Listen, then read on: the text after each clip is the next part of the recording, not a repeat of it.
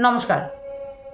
গর্ভাবস্থার ৯ মাসে ডেলিভারি নিয়ে প্রায় প্রত্যেকের ক্ষেত্রে এক ধরনের চিন্তা টেনশন থাকে যে এই সময় ডেলিভারি কখন হবে।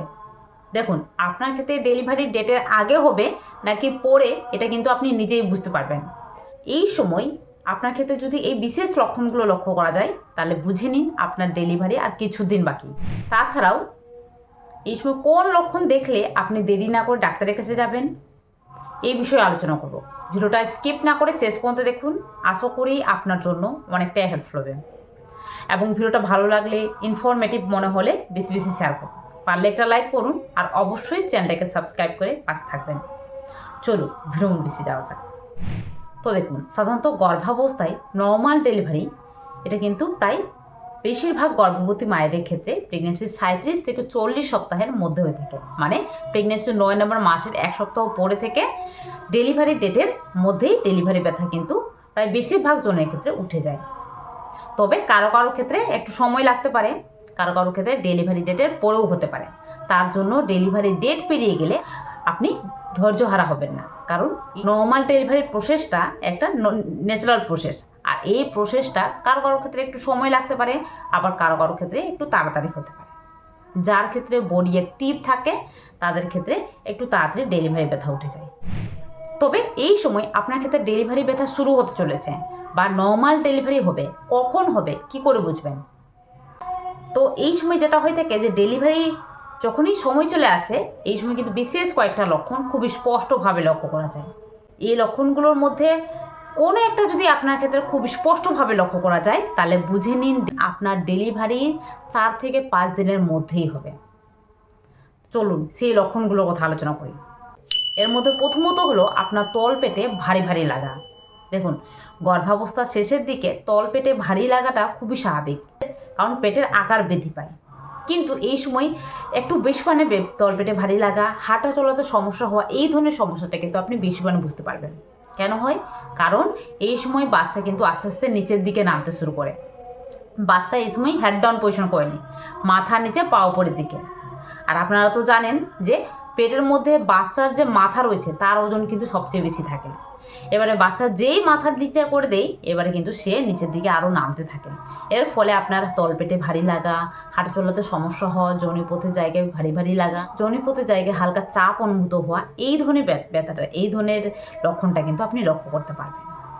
এটা হলো এর মানে কিন্তু আপনার বাচ্চা নিচের দিকে নর্মাল ডেলিভারির জন্য নিজেকে পুরোপুরিভাবে প্রস্তুত করছে।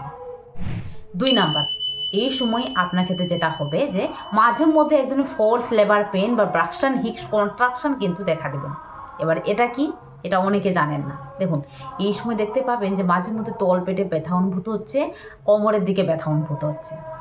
এই ব্যথা তার সঙ্গে সঙ্গে পেট শক্ত হয়ে যাচ্ছে। এই লক্ষণটা কিন্তু আপনি ঘন ঘন বুঝতে পারবেন। যখনই ডেলিভারির সময় কাছে আসে দেখবেন যে মাঝে মধ্যে পেটটা মনে হচ্ছে শক্ত হয়ে যাচ্ছে, আবার কিছুক্ষণ পরে ঠিক হয়ে যাচ্ছে। তলপেটেও হালকা ব্যথা অনুভূত হচ্ছে, আবার কিছুক্ষণ পরে নিজে নিজে ঠিক হয়ে যাচ্ছে। এই ব্যথাটাকেই বলা হয় ফলস লেবার পেন। এই ব্যথাটার জন্য টেনশন নেওয়ার কোনো প্রয়োজন নেই। এটা হওয়া মানে আপনার পুরো বডি নর্মাল ডেলিভারির জন্য প্রস্তুত হচ্ছে। ডেলিভারির সময় যখন কাছে আসে, মানে 4 থেকে 5 দিন যখন বাকি থাকে, এটা কিন্তু ঘন ঘন দেখা দিবে। মানে মাঝে মধ্যে এই ধরনের পেট শক্ত হয়ে যাচ্ছে, আবার ছেড়ে দিচ্ছে, তলপেটে হালকা ব্যথা অনুভূত হচ্ছে, আবার ঠিক হয়ে যাচ্ছে, কিছুক্ষণ ব্যথাটা থাকছে, আবার নিজে নিজে ঠিক হয়ে যাচ্ছে। ব্যথাটা বাড়ছেও না এবং ব্যথাটার জন্য কোনো কিছু করতেও হচ্ছে না। তবে এই সময় আপনাকে তো এই ধরনের ব্যথা হলে বুঝে নিন আপনার নর্মাল ডেলিভারি প্রসেসটা কিন্তু শুরু হয়ে গেছে পুরোপুরিভাবে। ডেলিভারি আর কিছুদিন বাকি। 3 নাম্বার, এই সময় আপনার ক্ষেত্রে বারবার প্রস্রাব লাগা, মানে দেখবেন যে বারবার টয়লেট যেতে হচ্ছে।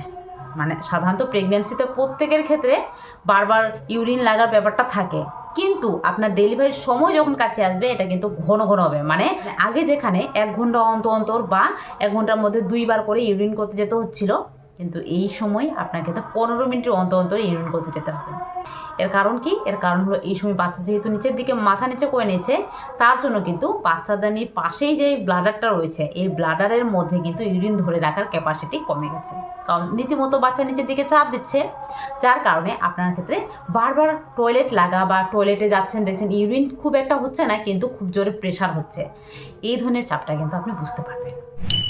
4 নাম্বার, এই সময় আপনার পেটের আকারের পরিবর্তন লক্ষ্য করতে পারবেন। মানে এই সময় যেহেতু বাচ্চা নিচের দিকে নামতে শুরু করেছে, যার কারণে দেখবেন যে পেটটা নিচের দিকে পুরোপুরি ঝুলে গেছে এবং উপরের দিকটা খালি খালি অনুভূত হচ্ছে। আগে যেখানে শ্বাস নিতে কষ্ট হচ্ছিল, মানে প্রেগনেন্সির 7-8 মাসে, বিশেষত 9 নম্বর মাসের শুরুতে শ্বাস নিতে কষ্ট হচ্ছিল, একটুতে ক্লান্ত হয়ে পড়ছেন, এই সময় কিন্তু দেখবেন যে শ্বাস নেওয়ার কষ্টটাও কমে যাচ্ছে এবং গ্যাস অ্যাসিডিটি হওয়ার সমস্যাটাও কিন্তু অনেকটাই কম দেখা দিচ্ছে। এটা কেন হচ্ছে? কারণ বাচ্চা নিচের দিকে নামছে, যার কারণে পেটের উপরিভাগটা খালি খালি অনুভূত হবে এবং তার সঙ্গে সঙ্গে বাচ্চার যে নড়াচড়া সেটা কিন্তু আপনি উপরের দিকে পাবেন, মানে মোটামুটি নাভির চারপাশের দিকে পাবেন। তো এই লক্ষণটাও কিন্তু বলে দেয় যে আপনার ক্ষেত্রে বাচ্চা পুরোপুরি নিচের দিকে নামতে প্রস্তুত হয়ে গেছে। এই সময় আপনার নর্মাল ডেলিভারি খুব শীঘ্রই হতে চলেছে। লাস্ট একটা বলি, সেটা হলো দেখবেন যে এই সময় হঠাৎ করে একটা এনার্জেটিক ফিল হচ্ছে, মানে দেখবেন যে ঘর গোছাতে ইচ্ছা করছে, খুব এনার্জেটিক ফিল হচ্ছে, মনে হচ্ছে আমি সব পারবো করতে। ডেলিভারির সময়টা যখন কাছে আসবে এই ধরনের লক্ষণটা কিন্তু খুব শীঘ্রই দেখা দেবে। এটা প্রায় বেশিরভাগ জনের ক্ষেত্রে হয়ে থাকে, আপনি লক্ষ্য করুন আপনার মধ্যে। আরেকটা জিনিস যেটা হলো কারো কারো ক্ষেত্রে দেখা দিতে পারে, আবার নাও দেখা দিতে পারে, সেটা হলো পাতলা পায়খানা হয়ে যাওয়া, মানে লুজ মোশন হয়ে যাওয়া। এটা কখন হয়? এটা ডেলিভারির 4 থেকে 5 দিন আগে এই লক্ষণটা কিন্তু, বা 2 থেকে 3 দিন আগে এই লক্ষণটা কিন্তু আপনি খুব ভালোভাবে লক্ষ্য করতে পারবেন। আপনার ক্ষেত্রে এই লক্ষণটা দেখা দিলে বুঝে নিন আপনার ক্ষেত্রে ডেলিভারির সময় চলে এসেছে। 2 থেকে 3 দিনের মধ্যে ব্যথা উঠবেই উঠবে। কারণ এই সময় যেটা হয় যে যখনই ডেলিভারির জন্য পুরো বডি প্রস্তুত হয়, তার সঙ্গে সঙ্গে কিন্তু এই সময় পুরো পেটও কিন্তু পরিষ্কার হয়ে যায়, যাতে ডেলিভারির সময় কোনো ধরনের সমস্যা না হয়, বাচ্চা যাতে খুব সুন্দরভাবে বাইরে বেরোতে পারে। তো এই সময় কিন্তু লুজ মোশন হয়ে যাওয়ার লক্ষণটা আপনি দেখতে পাবেন। আর না দেখা দিলেও কিন্তু এই সময় অনেকের ক্ষেত্রে যখন হসপিটালে যাওয়া হয় তখন কিন্তু স্বাভাবিকভাবে এনিমা দিয়ে পেট পরিষ্কার করা হয়ে থাকে। আপনার ক্ষেত্রে এই লক্ষণটা দেখা দিচ্ছে, এর মানে কিন্তু আপনার নর্মাল ডেলিভারি খুব শীঘ্রই হতে চলেছে, 2 থেকে 3 দিনের মধ্যে। তবে এই সময় যে জিনিসটা খেয়াল রাখবেন সেটা হলো খুব বেশি মানে লুজ মোশন যাতে না হয়ে থাকে।